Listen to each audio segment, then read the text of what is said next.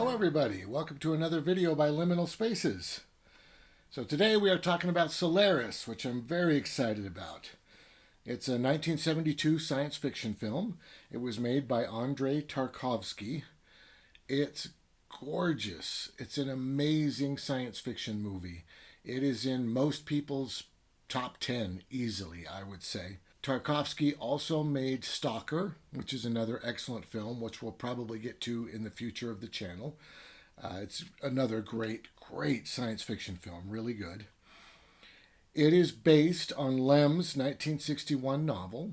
I have not read the novel. This is a deep dive into the film, not a deep dive into the novel. Chris will do the novel later. As I started researching this, I was actually really surprised about the information that I was finding. Tarkovsky had some very interesting ideas about where science fiction was at the time, what science fiction had done in the past, and what he felt science fiction should be doing. He literally stated that he wanted to bring emotional depth to the science fiction genre. He felt that it was shallow due to its attention to technological innovation, which is just crazy to me, right? Like, I appreciate saying I like heart in my science fiction. You know, because I definitely do. I want that to be a piece of science fiction. But to go this far, I feel like is a very extreme point of view. He actually, in an interview, went ahead and singled out Stanley Kubrick's 1968 film, 2001, Space Odyssey, probably one of the greatest science fiction films ever made. He said that it was phony on many points, and that it was a lifeless schema with no pretension to the truth. I was shocked. I was really shocked to hear this, to hear that he literally just wanted to revolutionize science fiction from the ground up because he felt it was just lifeless and soulless. So he invited Lem to come to Moscow. He went to Moscow. He talked with the director quite a bit, and he ended up leaving angrily. He went back to Warsaw and just kind of wanted nothing to do with it. He gave them the right. He didn't say, you can't make this movie, right? But he did not in any way agree with what the director was doing with his novel in this film. The theme of this film is seeking knowledge at all costs is wrong. Now, I'm really glad that there is that qualifier in there, at all costs, because if this film were just about knowledge being bad, high schools should be closed, colleges should be closed, I would hate this movie, period. You know, I don't agree with that in any way at all. But having the qualifier there makes it so that I can accept this point of view. Right? I can say, okay, that does kind of make sense to me.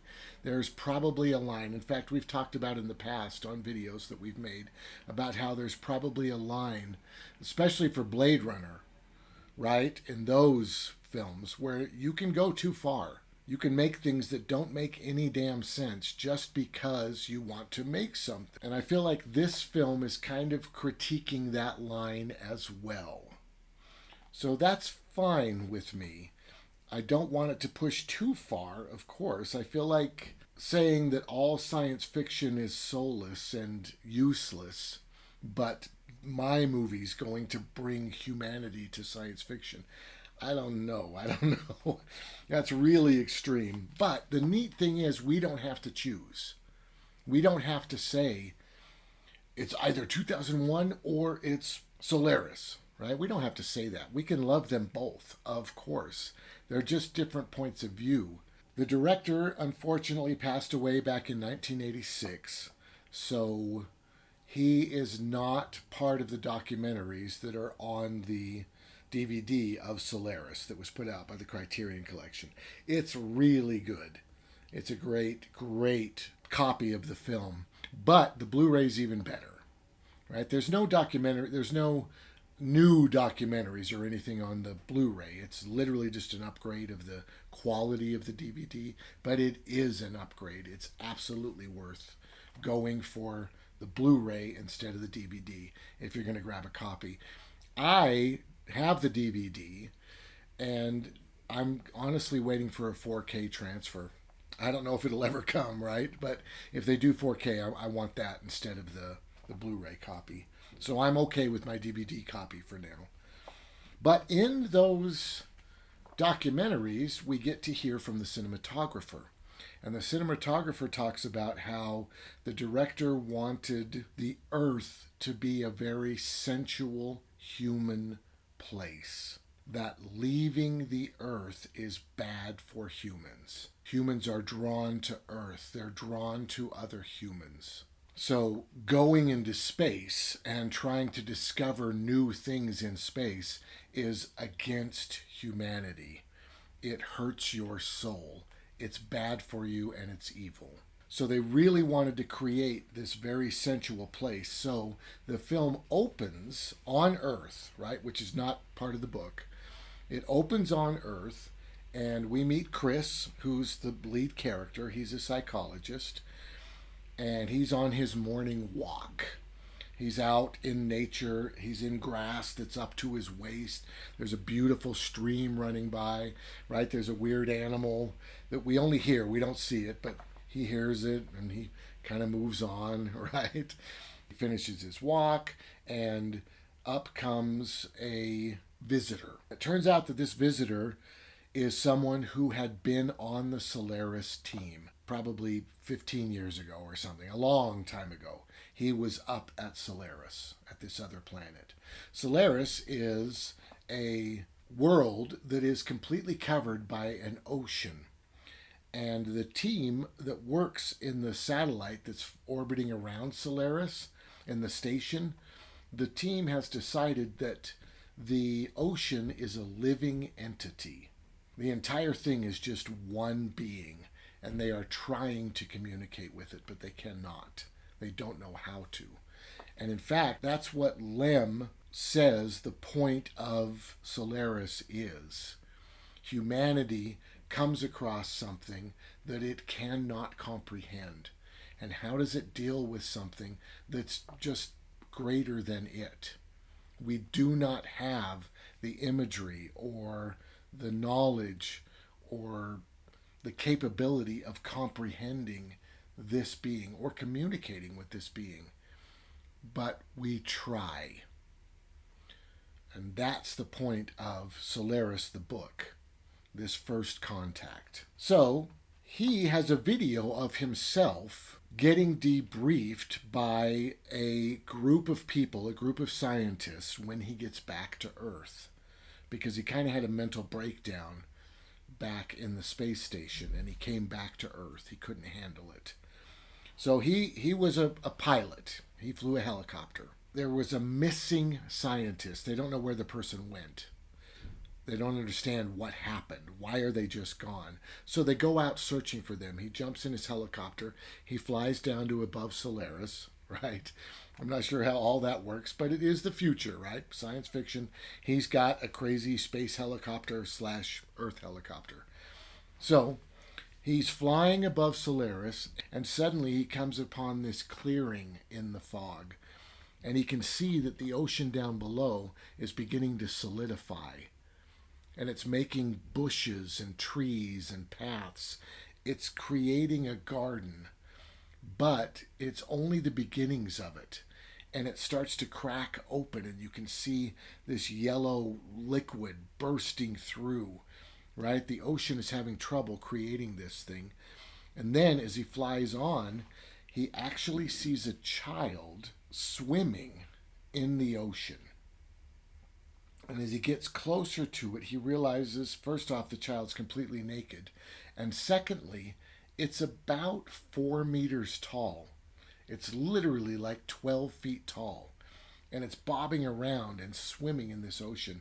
And he describes it as horribly grotesque, right? It's covered in slime. But he recognizes it later on in life. But he recognizes the child as the orphaned child of one of the dead scientists from the station. So literally, Solaris was trying to create this scientist's child. And that's what freaked him out. He went back to the station and he left. And he came back and he did this testifying in front of all these other scientists, this big panel of people. They don't believe him, of course. They say that he just lost his mind or he got confused by the fog or whatever. And he shows this video of himself from 15 years earlier or whenever it was. He shows this video to Chris because he wants Chris to understand what is happening on the station and that he is not crazy. And Chris doesn't believe him in any way. Chris says, I'm a scientist. I have to keep an open mind. I can't be swayed by your whims about the things that you think you saw on the planet. I have to go up there and I have to evaluate the situation and decide if we're going to keep this thing open or if we're going to blast it with a bunch of radiation to kill it. I have to figure out what the next step is. And of course, the visitor is like, you can't blast it with radiation. You can't kill it. We don't know what it is. And he literally says, seeking knowledge at all costs is just evil. It's against morality. It's horrible. And Chris explains that we as humans create morality. Morality doesn't really exist. It's just a construct that we've created. Science is all that's important.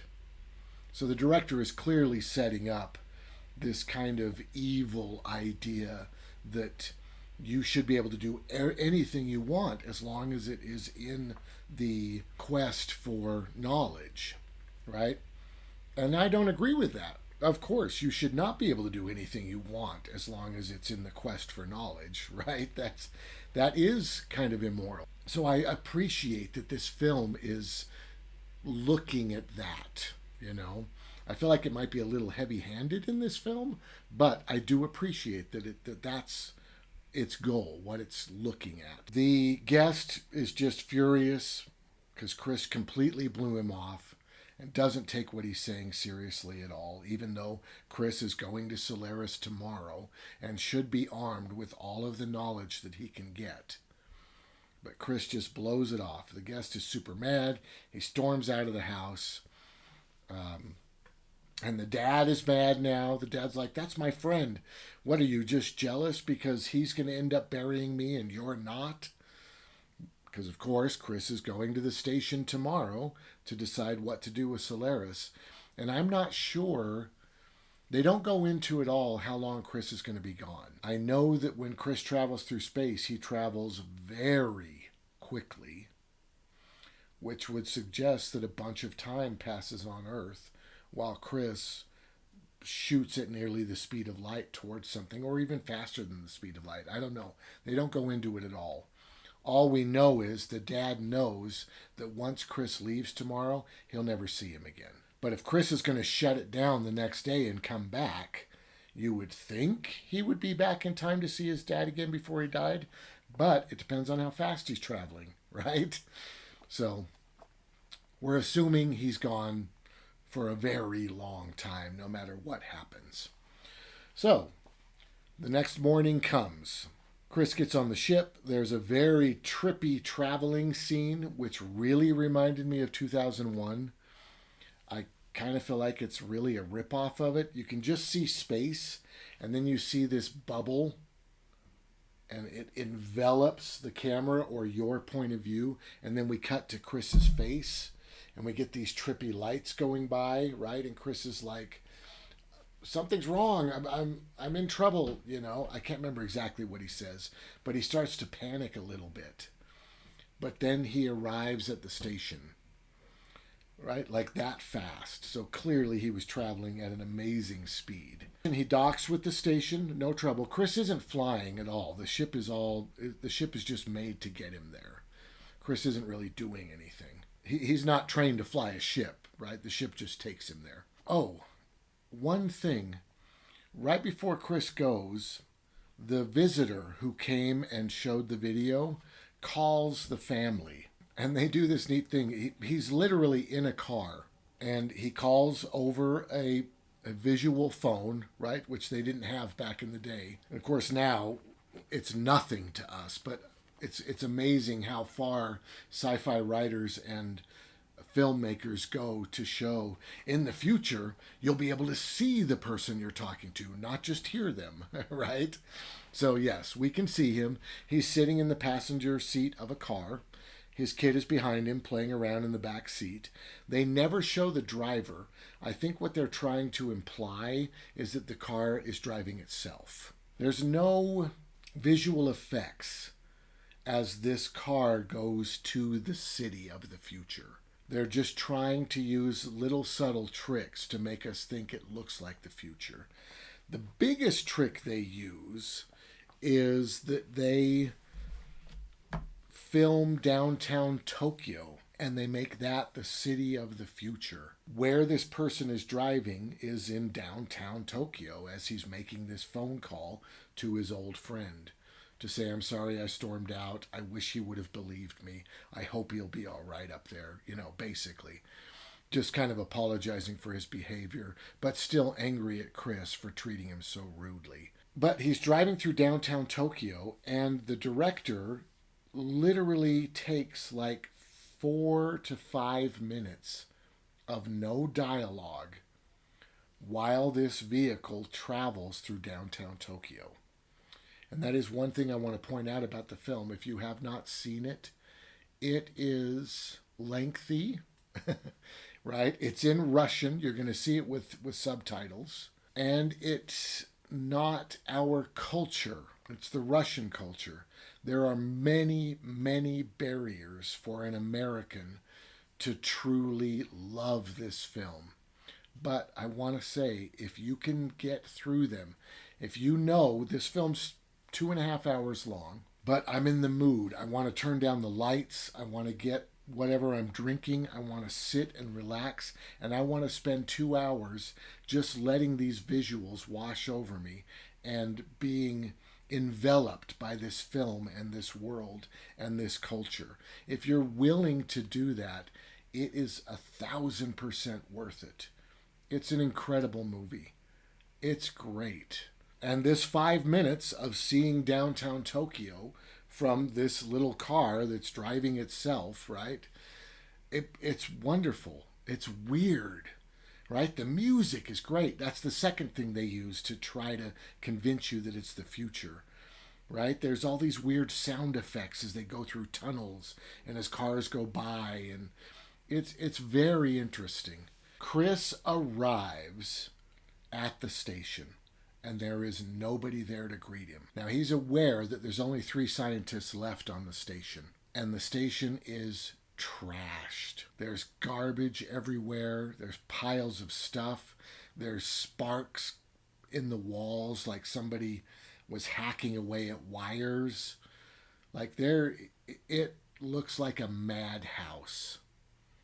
And this, of course, is just more evidence that Tarkovsky would use to show that going out in space at all is a fool's errand. That Earth is our home, and we need humans to survive. But the station is trashed. Chris is moving through, wondering where the heck these 3 people are. There should at least be somebody there to greet him. He finds one of the scientists' cabin. He knocks on the door. They're all paranoid. They won't let him in. He can see some movement in the background, but he doesn't know what it is. And the scientist explains to him that one of the 3 scientists had killed themselves. There's only 2 left now. And this kind of freaks Chris out a little bit because Chris knew the scientist that killed himself. He feels bad about it, of course. And he goes and looks for that scientist's quarters, and he finds those. And while he's walking around, he keeps thinking he sees somebody running around. His friend had left a video for him to watch. And the video says, crazy things are going to happen to you, but you need to know that you are not crazy. And that's basically the gist of the video. So he goes up to the lab, And the second scientist is in there. And the second scientist is also says, I'll talk to you, but you can't come in.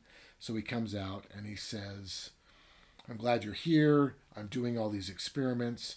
I've got interesting information that I need to show.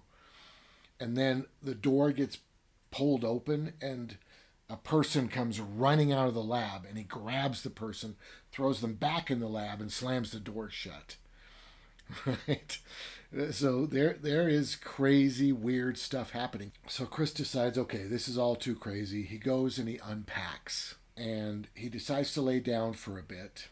And when he wakes up, there's someone in his room with him. As he realizes there's another person in there, it freaks him out. Of course, he jumps up. But then as he looks at them, he slowly begins to realize that the person that's in there is his dead wife. The reaction to this is very underplayed, which I really appreciate. And just trying to take in what's happening, especially as a scientist, just trying to understand, but being really terrified at the same time, is really, really well done and really beautiful to watch. And we don't know anything about this person. That's the greatest thing about the Russian film, is there's no real flashbacks. All we've seen is a picture of this person in his dad's house. There's a portrait of the person there. And as they have a conversation, we realize, wow, that's his ex-wife, and wow, she's dead. Which is really well done, because that's the way we should learn it. We kind of learn it with this visitor, which is excellent. There's a beautiful, crazy moment where she gets up and is looking for her shoes because she has bare feet. And she finds this photograph and she picks it up. And of course, the photograph is of her. He brought a picture of her with him. And she picks it up and says, oh, who's this? And then when she looks up, there's a mirror and she sees herself. And she realizes that the person in this picture is her. And she has no memory of the past. And she begins to kind of freak out a little bit because she realizes that she must have either been really sick. Something has happened because she doesn't know where she is. And she doesn't have any real memories of how she got here or what's been happening in her life. He takes her into the room where there's an escape pod, basically. It's this rocket. The rocket comes up, and he puts her in the rocket, and she says, come with me, hurry, get in here. And he says, I will, but I have to close the hatch and everything. Give me just a sec. And he closes the door and locks it, and he launches the escape pod. And she's screaming the whole time, of course, because she doesn't want to leave him. And the rocket leaves. And he goes back inside and he meets up with one of the scientists. And the scientist is saying, wow, that's pretty good that you got rid of him in the escape pod. I'm surprised you didn't just use a hammer or a gun or some other way to get rid of it. And this kind of freaks Chris out because he realizes that everybody here has visitors, and they're killing them. That's the only way they know how to deal with it, with these visitors just showing up. And he asks, why are they here? And the scientist explains that they blasted part of the ocean with radiation. And when they did that, the visitors started appearing. And they can't handle the idea of the visitors. So the one guy kills them, the one scientist, and the other scientist is doing experiments on them, trying to figure out what they're made out of and how do they regenerate so quickly. Apparently, they can't be hurt, right? If you kill one, it just comes back to life. So he's trying to figure out how they regenerate like that. So with all of this information, Chris asks, is she going to come back? And he says, oh, yes, she'll be back. And sure enough, the next day, she's back again. But I can't be with you for every minute of the day. And he says, I'm just going to go for a minute. I'll be back. And he goes out and shuts the door. And of course, she completely freaks out. and she charges the door. It's a big metal door, and she literally breaks through the metal door. She cuts herself to shreds. She probably has broken bones from pounding on it, and she falls through the door, and I believe she dies. I believe it literally kills her to tear through that metal door the way that she does. But of course, he grabs her and picks her up and brings her back in the room, and he tries to get some cloth to at least bandage her up or something if she's still alive. But when he comes out to wipe off the blood, he realizes there's no wounds. She has healed. And she comes back. And after seeing her go through all that to get to him and the pain that she feels, he realizes that he can't hurt her in any way. He must protect her. He's madly in love with her, and he doesn't want her to leave his sight, and she doesn't want him to leave her side, of course. So now he's 100% dedicated to her. They have this great philosophical scene. It's one of the scientists' birthday, so they go to the library together. They have this excellent philosophical scene where the one scientist brings up his point of view that science is really not healthy, that asking these big questions is foolish, that people should live their lives in the moment on Earth. They should just simply strive to be happy and to be with each other, to be with other humans, and that deep, big questions should be saved until right before you die. That's the only time you should become obsessed with what is the meaning of life, what's going to happen next, because you're about to experience it. So that's when those questions should be asked. They should not be asked by young people. And he goes on to say that we shouldn't go to space because we're not seeking other planets. We're not seeking other things and knowledge. All we're seeking is a mirror. All we want to see is humans. And I believe that that line is in the book, right? I believe that that point of view is represented in the book. But I also believe that the other point of view is represented, that the importance of science is represented. And in this version, the scientist who's basically been determined to be evil, nobody likes him on the station, right? Chris hates him, his wife hates him, and the other scientist, he wouldn't say that he hates him. He says that we should be respectful of each other, right? But he doesn't say that he agrees with him or that he likes him. He says he's a very good scientist, right? When the very good scientist brings up his point of view, all that he talks about is how the visitor in the room is not real and it should be experimented on, that she's not human, she's just a fake, she's just a copy.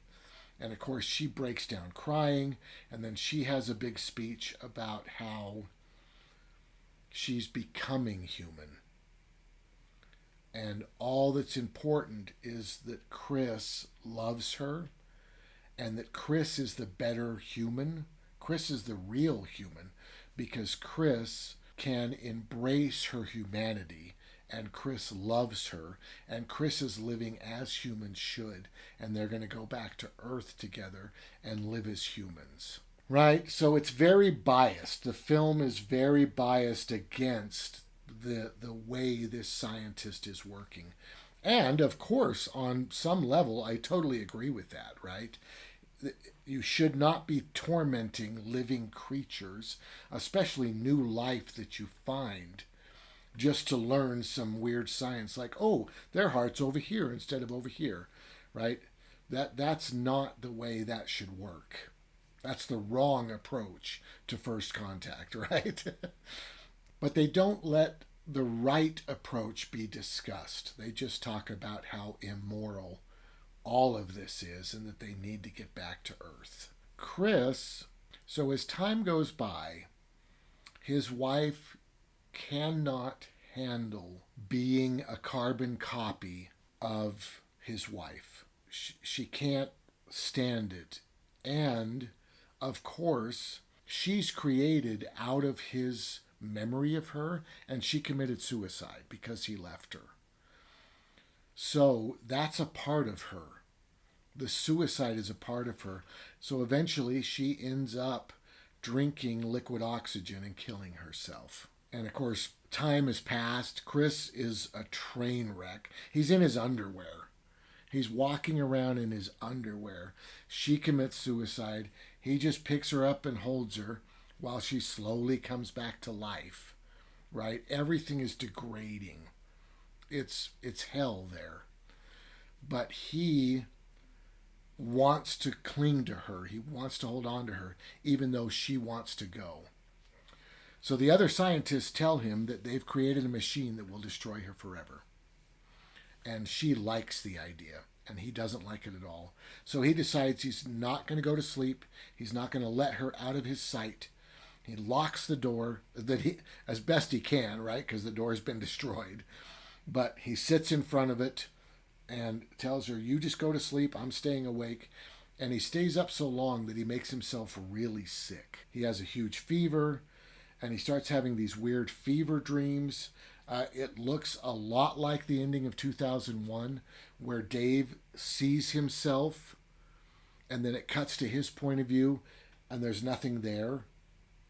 His younger self, who was there before, is gone. Brilliantly done in 2001. I love that he sees himself as old, and then the old person looks at him, and then we cut to the old person's point of view, and there's nothing there. It's like he just saw something out of the corner of his eye, but when he went to check, there was nothing there. It's so brilliantly done. They kind of do that thing in this where he keeps seeing his wife, right? She's here, but then something moves by and he pans over, and then suddenly she's here, and then his mother's there. He has this weird fever dream, and then the dream ends with him with his mother. And his mother says, you have really let yourself go downhill. You haven't called us. You haven't reached out to us in any way. What's wrong with you? Why aren't you here? And of course, they're back on Earth. And his mother grabs this bowl with water and she washes him. He's got mud all over him. She washes the mud off of him. And she kisses him on the head like he's 10 years old. Right? And he has this flood of emotion because his mother's been dead for years. And now here she is. She's washing him and treating him like he's 10 years old.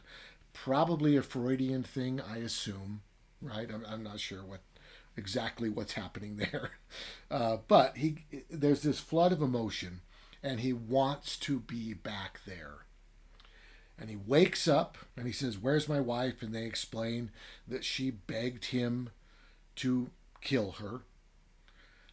So they used the machine, and they killed her, and she's gone forever. She wrote him a note, right? I don't think he reads the note. He gives it back to the guy, and the guy reads it to him, explaining, don't blame the others. This was my idea. I insisted. And he decides that he needs to be back home.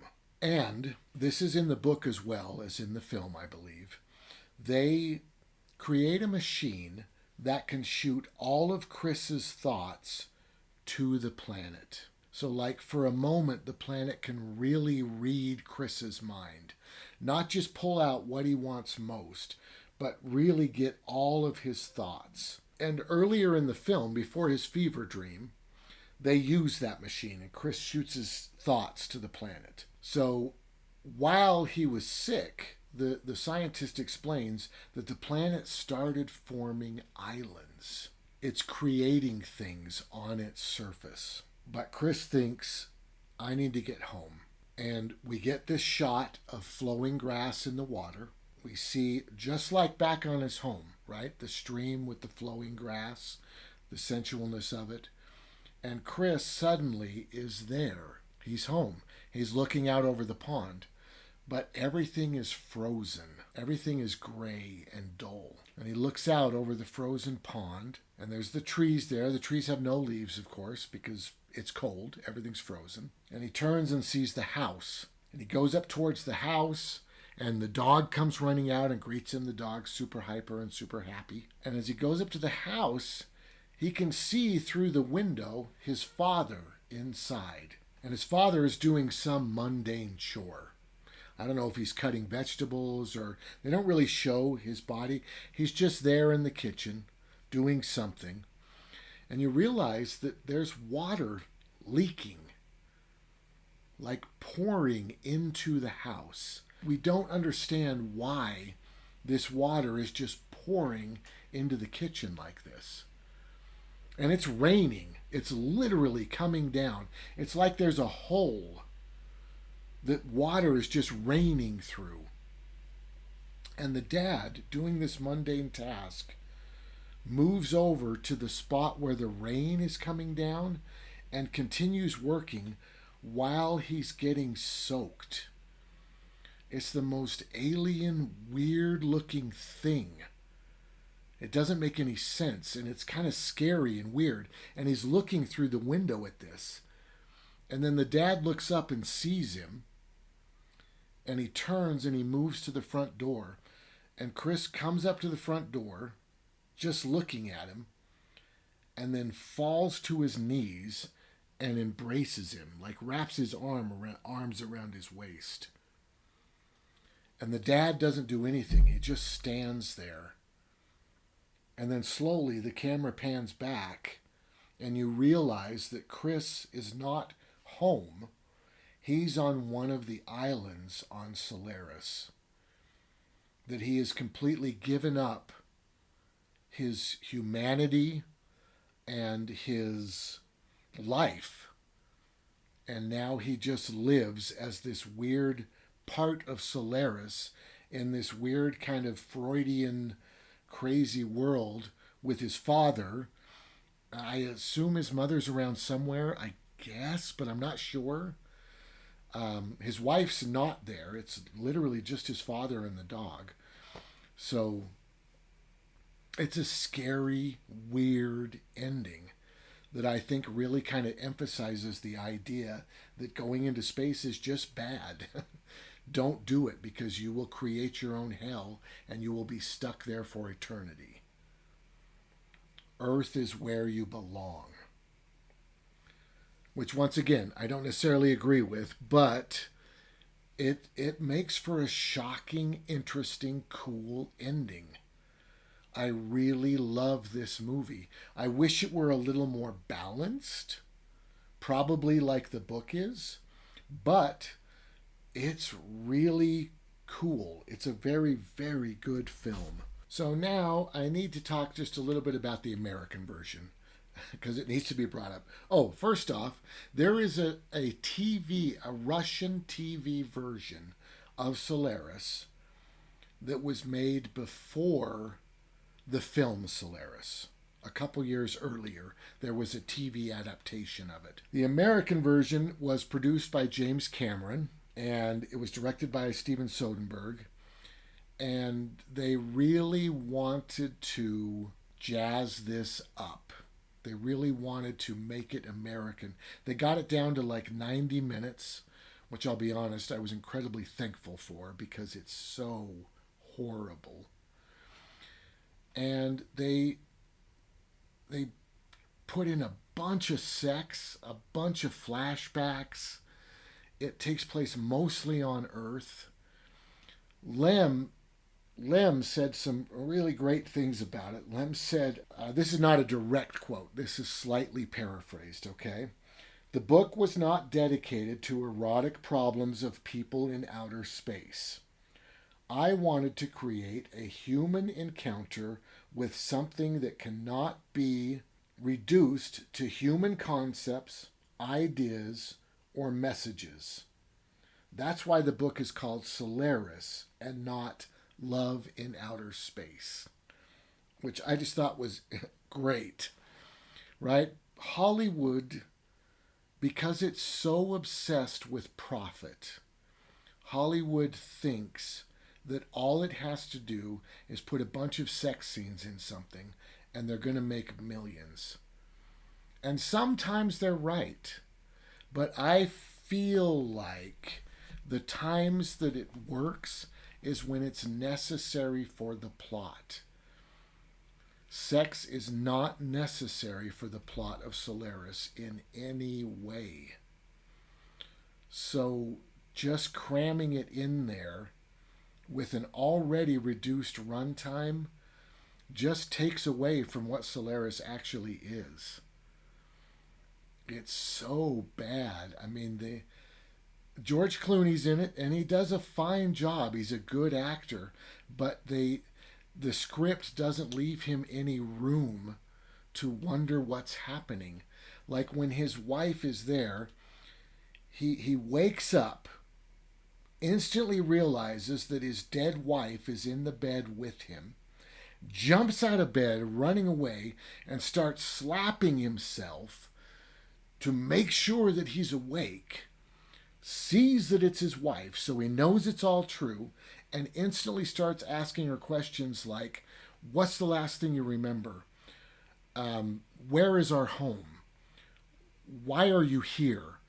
Right? He completely skips all of there's somebody in my room. I need to protect myself and get this crazy thing away from me, to, oh my God, I think I recognize that person, to, holy crap, that's my dead wife. What the hell is happening here, right? All that is skipped. Like, I know it's kind of silly to say, but the American version is really rushed. And I know that the Russian version is really stretched. I get that, but I like the stretching.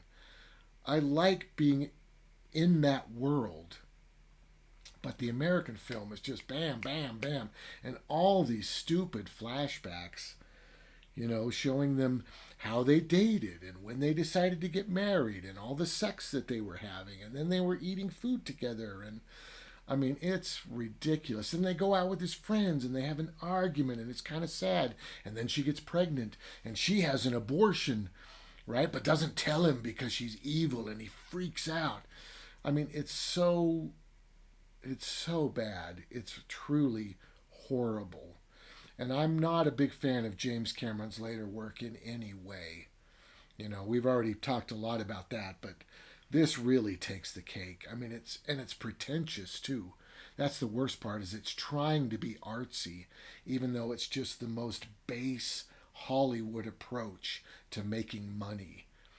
They really just wanted Titanic 2 is what they wanted from this film. And it's so trashy. It's so bad. So, I just wanted to bring that up. If you want to see the American version, of course you should, but I really would not recommend it. It's really, really horrible what they've done to this product overall. But the Russian version, I would say it's easily a 9. Easily. It stretches. And you do need to be aware of that. There are weird choices that lengthen things out. And it's okay, right? I do not mind living in that world. I feel like it could have been tightened up just a little bit. But that's not why I gave it a 9. I gave it a 9 because I feel like the theme is pushed a little too hard, to be honest. After watching it, after doing all of this research and taking my time and really taking in the film, I realized that I don't 100% agree with the direction that it goes in. So that's why it's a 9 out of 10. But it's incredible. The heart is amazing, of course. All the actors are great. The science is totally cool. Being up in that weird station and seeing that weird planet, and then these weird visitors are appearing. The science is amazing. The philosophy is amazing.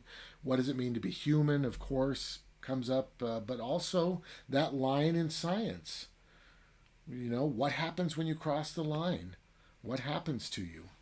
Philosophy is amazing. And of course, the awe of outer space. I mean, it's incredible, even though he was, I believe, seriously trying to play that down.